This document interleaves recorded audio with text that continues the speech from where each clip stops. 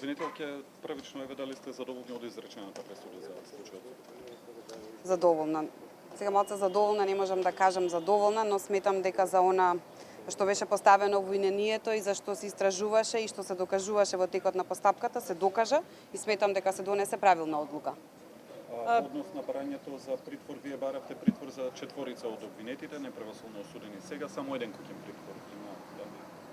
Од она што го слушнав, би можела да најавам дека ќе има жалба од страна на обвинителството, со оглед како што кажавте вие, беше предложена мерка притвор против да биде определена према четворица обвинети, не само према еден, од причини што обвинителството смета дека за сите четворица постојат реални причини дека може да се дадат во бегство, тие причини ќе има поднесена жалба, но секако оставам прво да го примиме писмениот отправок од пресудата, па да донесам конечна одлука по однос на жалбата.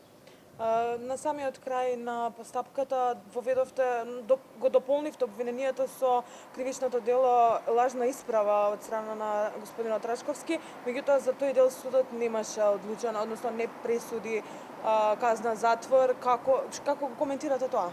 Значи, обвинението беше проширено за кривично дело фалсификување исправа во смисла дека е поднесен документ со невистините податоци.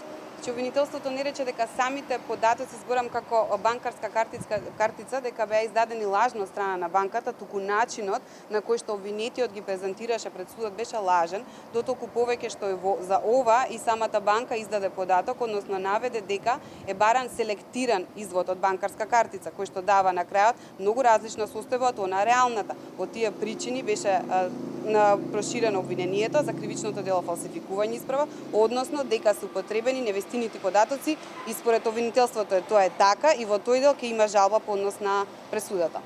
Благодариме. Ви благодарам и на вас.